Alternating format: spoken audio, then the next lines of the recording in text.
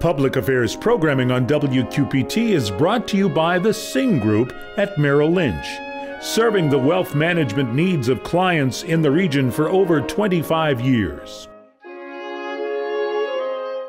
The race for mayor in Rock Island, you get to meet the candidates tonight on The Cities.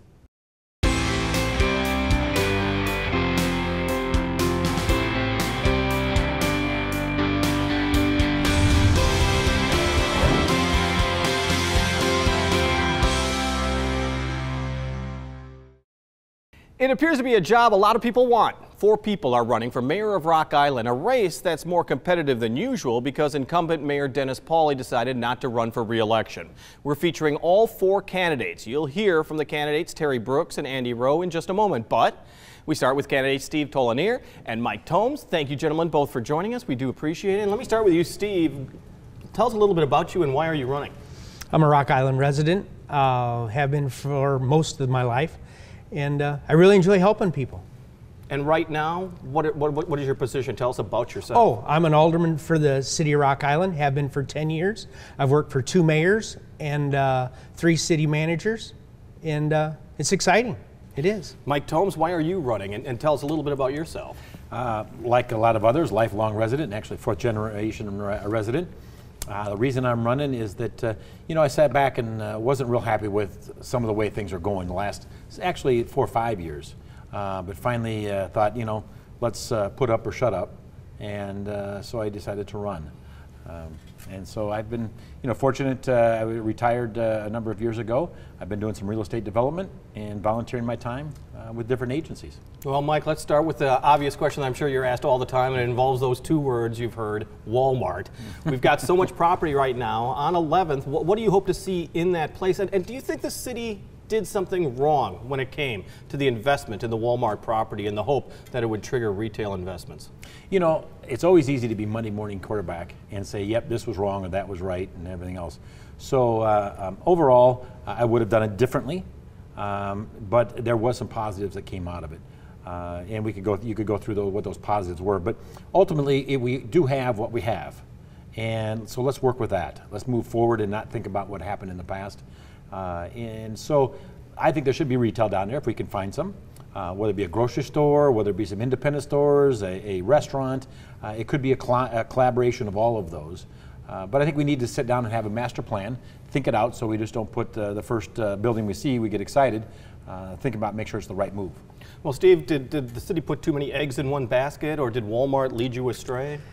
No, I really don't think so. I was on alderman for 5 years, and the highest priority was to redevelop 11th Street.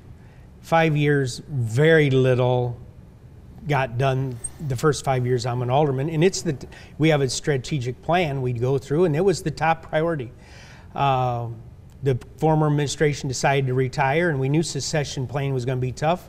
We had interviewed Mr. Thomas, and he'd had success in 2 different locations with Walmart and his methodology to do it, and we bought it hook, line, and sinker.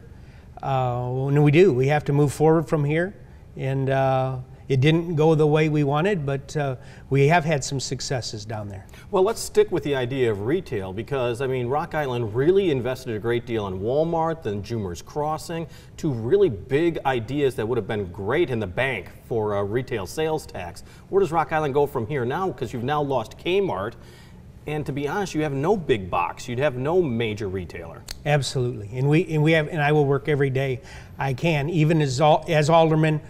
Hopefully mayor, but if it's not, I still would work with the mayor. We have to have retail. We cannot increase put a larger burden on the property tax owners. I've said that from the beginning. It's just too easy to put it on the property tax owner, payer.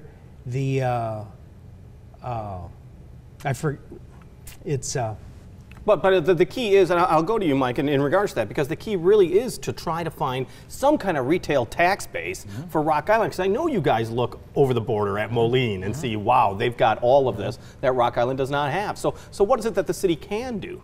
Well, I think there's no doubt there's a good chance you're going to have to do some type of incentives for somebody. That is a given today. I read New York Times the other day, and the amount of incentives the cities are giving these days has been climbing. And the competition for attracting businesses is not just here in the Quad Cities. You're attracting businesses away from other towns too, Knoxville, Tennessee, or wherever. And so you got to play those games, unfortunately. But playing those games and talking about incentives, and I want you both to answer this, is that don't the people of Rock Island already feel burned because of the incentives that were already given? Absolutely. But you got to remember that the demographics, especially down 11th Street, the demographics that we're working with are not the most attractive to retail. And so you may have to do some incentives to attract them, but you've got to know when to say no. Once again, if there's no payback, it's any business adventure that you got to decide, do you want a 5-year payback or a 10-year? You got to figure that out, play the numbers, and make sure that that makes sense. Otherwise, you do say, no, I'm sorry, it's not what we want. Well, Steve, Mike comes up with a good point, and that is that the demographics in that area may not support a major retailer. You're not necessarily thinking that that's all Rock Island. You're thinking of what's in that surrounding area. Did you agree with that? I mean, do you think this is still prime retail property? Oh, absolutely. And it's not surprising. My view is somewhat different than Mr. Tomes's. We did not give Walmart 1 penny. We reinvested, we rebuilt 11th Street in that 22-acre parcel, dual utilities on both sides. Private industry for 25 years was not going to put any money into the Walmart location. This was an investment into a blighted, terrible area. We did it. We did not hit the home run we wanted, but clearly we have a place that someone can come in, and in our professional management and staff, they are working tirelessly to build relationships with, we have a retail consultant, and yeah, we're working hard for it. Well, Steve, you're talking about 11th Street. Let's talk about downtown as well, because the district is trying to rejuvenate its area. It's trying to revitalize. It was the leader for so long, and then it's seen Moline and Davenport really prosper in so many ways. But that whole area around the district as well, downtown, there seems to be a lot of for sale signs. You look at this Zimmerman Properties, plural, where there isn't anything necessarily going on in some of those. I know there's a major development in one of them. What do you see for the downtown area of Rock Island, and what's the role of the mayor in that? We have to celebrate our successes.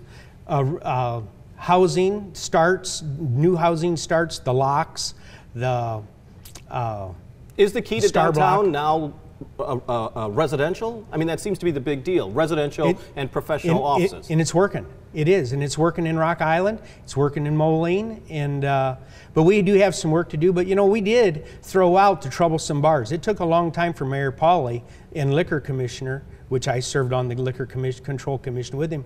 It took us a long time to get rid of those troublesome bars and make it a safe neighborhood in the evenings, because it got let go, and we're doing a great job there in Rock Island right now. Where do you see the downtown area besides the district, the areas around the district? Sure, around the district and in the district. There's no doubt housing is still an important fact. They've done a great job in bringing some down and having some housing there. We need to continue that, whether it be in the second, third floors of some of the retail spots that are down there, along with the outskirts. I think it's done well. But I think we need to attract some more retail down there. It's going to be small, independent type of stores. I believe that's the case. I think we need to work on diversity. You know, we have a very diverse community, and let's work on a very diverse type of retail downtown. Whether it be diverse restaurants in different ethnic modes, whether it be clothing, that area. They've got some, you know, the grocery stores coming in, and so we got some diversity with that. And I'm okay with some more, I'll say, restaurant bars to help attract the nightlife for the most part. But I think it can be done. I think we need to start in a condensed area and work out. You've seen a lot of successful cities. Baltimore is one, is they started Inner Harbor and then work out to the neighborhoods is an example. And I believe in that, is that we take a couple blocks and work heavily on those and then get that going and then continue to work outward. We're coming out of the Great Recession right now. Communities were really hard hit. You got the state of Illinois, which is a financial mess. What do you see for taxation for Rock Island? I mean, how do you support some of these great ideas with, I'm assuming you don't want to raise property taxes? I do not want to raise property taxes. When you raise property taxes, you got to remember the city only sees about 23% of what you raise. The other entities get the rest. That's where the fees then go directly to the city and to the entities that need it. You know, I do see that the way to do it is to try to continue to cut some expenses. I don't think there's a lot of fat in the city payroll or anything like that. I think that we can work on some shared services with other cities or county and try to work on some efficiencies in different areas. And, I'm sorry, and Steve, I mean, you agree with the shared services. I mean, can there be more that Rock Island can do, and where do you see that cuts could be made? I think we have to look at other revenue streams, such as professional services taxes. I mean, we have inherent fees going up for police and fire pensions. Those men deserve every penny they get for their pensions. They've been promised it. We have to find a way to pay for those. And we have to do some searching on other revenue streams, additional revenue streams. One other area is community policing. And the fact that every now and then, particularly when we start entering the summer months, it seems like there's a little bit more violence, at least out on the streets in Rock Island and Davenport, those two particular cities. What concerns you about that, and what do you think should be done? You know, I think our police department does a fabulous job. They're two-tier accredited. They do sensitivity training every month, and it's just recently started once a month. And ironically enough, Mr. Thomas told me when they were having them. One Wednesday a month they have at the new police station a forum where the police chief and his upper management, they're there to listen to the troubles and the issues. And I think that's where it begins, is the communication. Well, Mike, let me ask you the same thing. Or do you think that Rock Island kind of gets a black eye reputation that it doesn't deserve? Oh, I think there's no doubt that we have a reputation that lives on from a long time in the past. Definitely, if you look at the major crime statistics in Rock Island, they've been declining over a number of years. So I think that they've made great strides in that avenue. The other part is with the refugees that are coming to town and everything else, the language barriers. There's organizations out there that are working very hard at overcoming those. Marcia, I know, as it was one of the gals I met with, that's working in conjunction with the CCC and putting together like business cards and giving it to people that explains what language they speak and their medical data and that sort of thing. Working with the police department to understand that, so there's not this confrontation because of a language barrier. CCC being the Community Caring Conference, which is kind of a neighborhood grassroots effort to revitalize neighborhoods, and I'd assume that's really important to you, is to revitalize some of the neighborhoods you already have. Absolutely, I strongly believe, and there's some that have held well out there. There's others that have kind of gotten tired and need some energy, and I believe that the city staff should be involved in those organizations in not running them or controlling them, but involved in what's happening in each neighborhood, so there's continuity in the organization. Steve, you'd agree? I mean, the neighborhood's kind of the backbone to Rock Island. We've seen some progress there. Yeah. More needs to be done? Yes, we have an issue right below Longview Park, Longview Hill, and it's been troublesome for literally my whole lifetime. And we're working on it. We're working on a lighting program for the area. CCC's got a thing going on there, and some grassroots. And and most of the neighborhoods we're not having too many issues in, but that's where we're going to concentrate and keep working on it. A lot of work to do. Steve Tolonier, Mike Thoms, two candidates for Rock Island Mayor. Thank you very much. Good luck to you on Tuesday. We appreciate you coming in. Thank you. In a moment, candidates Terry Brooks and Andy Rowe, but first here's Laura Adams with ideas for you and your family if you want to go out and about.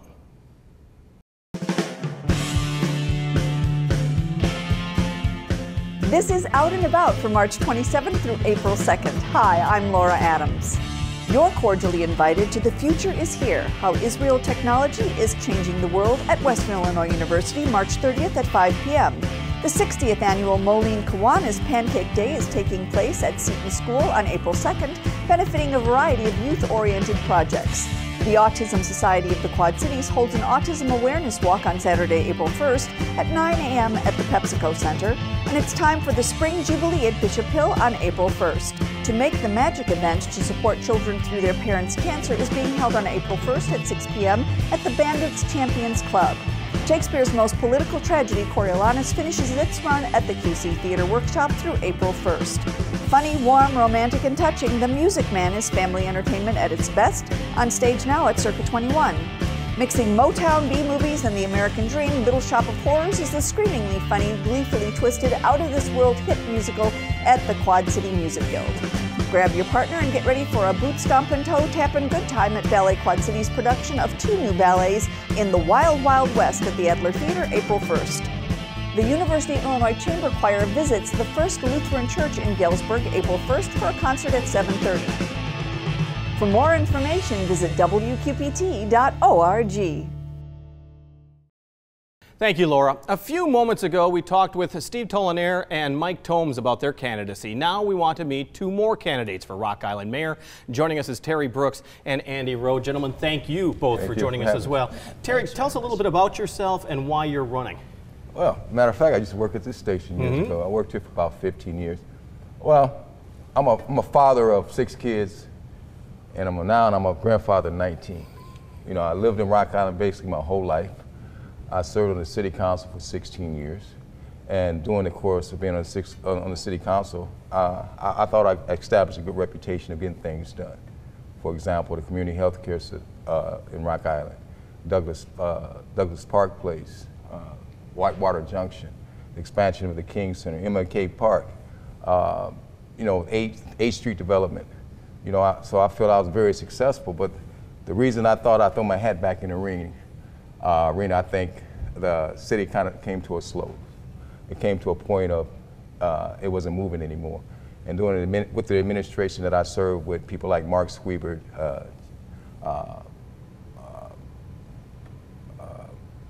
Galen Westerfield, Vernon Winters, and others, seemed like we were taking the city forward. You know, we got things taken off like the tolls, Squeebert Park, Growth Corporation started really expounding and then growing. And it seems like Rock Island just came to a point where it slowed down. You know, being out of politics for 3 years, I had a chance to sit back and evaluate those things. And I just thought with my experience and my passion for the city that I could help the city go in the right direction. No, Andy, let me ask you the same question. Yeah. I mean, tell us a little bit about yourself and why did you decide to run? Sure. I'm a lifelong Rock Islander, just like Terry. 1988 graduate of the high school. I went to University of Illinois and got a degree in political science and an MBA. I've primarily worked in the healthcare field in IT. I'm currently the general manager for Speed Connect. We're a wireless internet service provider here in the Quad Cities. I really got into the race, Jim, because like Terry, I think the city had lost focus, and I think we really lost connection with the people. And I think that has led us to making some bad decisions recently that everybody's well aware of, with Walmart and Jumer's Crossing and some of those other things. But I think they're indicative of a larger problem that we've stopped talking to people. We've stopped connecting with the citizens of Rock Island, and it feels like there's a real disconnect between City Hall and what's happening out in the community. Well, let me start with that one topic that everyone I'm sure is tapping you on the shoulder and asking you about Walmart. I mean, was it a mistake what the city did, and what do you want to see now that we're at where we're at? Sure, and you're right. It's the #1 question. I think Terry would agree with that. When we're out talking to people and knocking on doors, it's the first question everyone asks is what happened. I don't necessarily think it was a mistake to kind of swing for the fences and try to lure big box retail into Rock Island. I don't think big box retail is necessarily a great fit for Rock Island, but I don't think that was a mistake. I think the mistake was in the execution and how we went about it, not having signed agreements, spending all the money that we did without having some assurances that Walmart is coming on the back end. So what would you like to see now then? Yeah. I mean, now that it's done. Right, I mean, it's there. So, I mean, there are some silver linings to it. We've got a shovel-ready spot, and I think the first thing we need to do is I don't think the city should be in the development business by itself. I think we need to engage with developers that are out in the community, put out a request for proposal, and then engage the community, city elected officials and city staff in determining what's the right way to go at that. I don't think it's necessarily going to be retail, but I think we need to look at something that's going to bring in jobs and bring in activity to the area. The city is really involved in one of the opportunities that I think Rock Island should engage in anyway is the Q 2030 program with the Chamber of Commerce. And regional initiatives haven't always been super kind to Rock Island, but in that case, I think we've got an opportunity with advanced manufacturing, the arsenal, logistics, and some of those things that are on the regional game plan that we can look at that site for. And take more into the account for that. Terry, you well know that the Rock Island retail tax base is not that strong, and now you even lose Kmart on top of that. Right. And I know you guys are looking at Moline, looking at the mall, looking at John Deere Road, saying, wow, if we had a piece of that action. So is building up a retail tax base important, and is the Walmart location the best place to do that?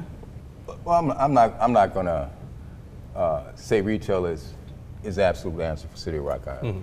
I think the biggest problem that we have in the city, we don't have an anchor. When I talk to people from surrounding areas such as Moline and other places, I ask them one question: why would you come to Rock Island? And they seem to hesitate with that question. My whole vision is that Rock Island has to come up with a plan that brings retail or bring entrepreneurs in. And one of the things I have been discussing with different people throughout the city is about an opportunity maybe building a multi-sports center. See, I coach summer basketball teams. We travel in a 3 to 4 state area. And what I've noticed, communities our size are building these. And they build them at a rate that they pay for themselves to 3 to 5 years. But what it does do, it attracts a lot of people. One of the biggest problems on 11th Street, the traffic flow is low, okay? And people are not driving there like they should be. And one of the other reasons is because when I was on the city council, the question came up about John Deere Road, the new John Deere Road. I was one of the few that voted against it because I felt that it would take traffic away and it would kill the business environment of the city. The of Rock one that Island. now creates the Milan bypass and links up there. I voted against it because I felt it wasn't in the best needs of our citizens or the city. But I think we have to be to a point where we got to visualize and have a future vision of what's going to go on in the city. And what you got to understand is Avondale Athletics is a multi-billion-dollar industry. You know, like I said, I travel the state with my kids, and what I say, if you go to Romeoville sports facility is off base where you can't find it. You almost got to get a GPS to get there. But when I pull up, you see 100 to 200 cars parked there, and it's constantly filled up. And also, they run what they call one-day tournaments. They have 4 tournaments in one day, 95 teams a tournament at $200 a head. That's like $36,000 a day. So I think it would pay for itself, but it also will anchor interest with other people building around it. One other area, and that would have to be with revenues coming into Rock Island. If you're not going to get a lot of retail tax revenue, Right. Where do you see an area that Rock Island can increase revenues? And I'm assuming you don't want to increase property taxes. Well, I'm glad you asked me that. I've been working with a solar energy expert, a guy that owns solar company who would like to move in the city of Rock Island. He said at a rate where he would probably lease property, rooftops, and he said his company alone could give like $1 million to $1.5 million of tax-free money that can go toward debt, can go toward roads. But I would really like to see us venture out to be our own utility. With our own utility, there's estimates between $9 to $15 million that would come in for the city. The city, at a cost that would cost our citizens not a thing. With this technology, you have grant proposals, you have green energy, you got all these different incentives. It would cost us not a penny, not to a point where it would cost us a penny. I think that's some options. One of the reasons Rock Island is at the state it is that we're not looking for alternative resources or alternative revenue and take the pain and the burden off our taxpayers. The property tax base is something that our citizens complain about quite often. And I think this is one way to bring in revenues, to ease the burden of our taxpayers, and at the same time advance our city to the future. Andy, let me ask you the same thing. I mean, where do you see incoming revenues, especially when you look at the state of Illinois not being the greatest partner in the world for Rock Island? Right, when you look at the state of Illinois and the federal government, I think there's some lean times ahead if that's where we're going to put our hopes. But I do think we can grow retail sales tax revenue. We just got to think about it differently. Instead of national big box retailers, I think we need to look at, like some economic gardening concepts where we're organically growing our own businesses, where we're helping entrepreneurs in the city. And I think we do that by really focusing our attentions on like functional neighborhood developments, not necessarily geographically, but do neighborhoods have a place to get a cup of coffee, buy groceries, go to the bank, eat at restaurants? And I think there's some spots through the city in the College Hill Business District in downtown where we've started to do that, and we can fill that in. And I think that's also a great growth model for both Blackhawk Road and the 11th Street corridor, because I think there's a lot of diversity there, and if it's something that we really embrace, then I think we can grow our sales tax revenue.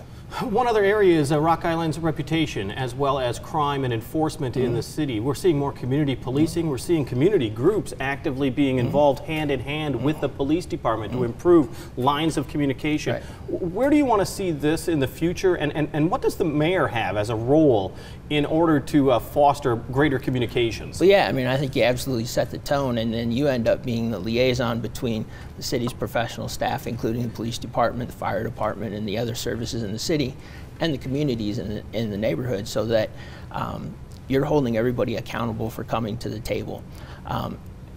It takes everybody listening to each other. You know, if you'd asked me a year ago, do I think that we have some of the national problems that we have with policing, I would have said no. But I think when you read things like the Department of Justice Baltimore City Police Department report, it really should raise a red flag that we need to be on top of, making sure that we're vigilant about what's happening. You know, I don't think there's, I think the Rock Island Police Department does a great job now, but I think we also need to pay attention and really listen to both sides of it and then act on it so that we make sure everybody's getting a fair shake. Well, Terry, as you well know, so much of this is a grassroots effort that we're seeing from the community as well as the police department and government trying to improve relations. What is the mayor's role? What would be your role in this? Well, I don't think it can be handled in 90 days. I don't think it can be handled in a year. I think part of the problem is we form a task force, we come up with our findings, and the task force is closed.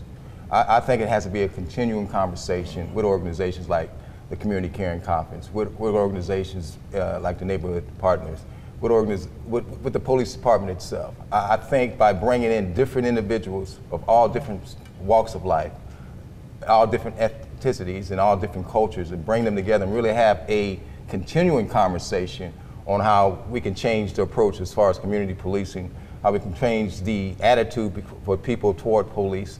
And I think that in turn would bring a better reality. The problem is we do a lot of studies.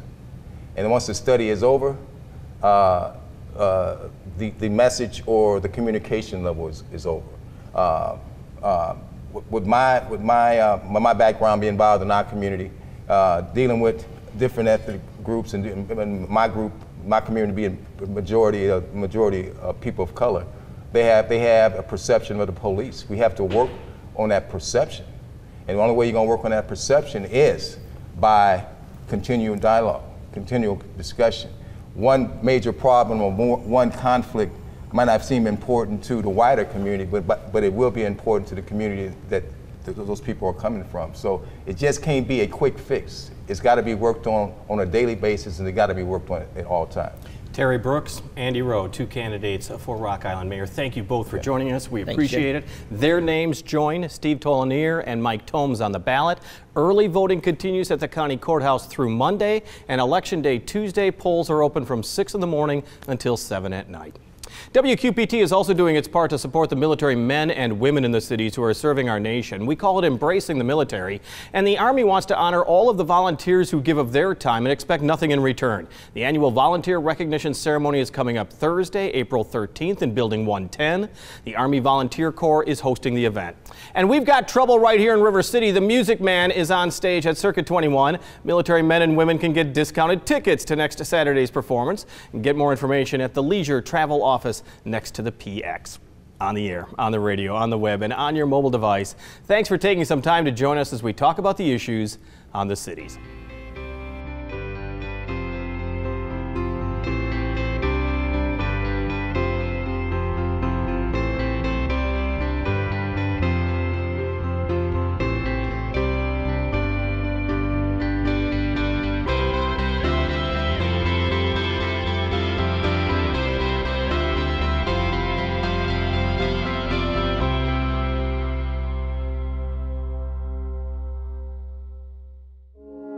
Public Affairs programming on WQPT is brought to you by the Singh Group at Merrill Lynch, serving the wealth management needs of clients in the region for over 25 years.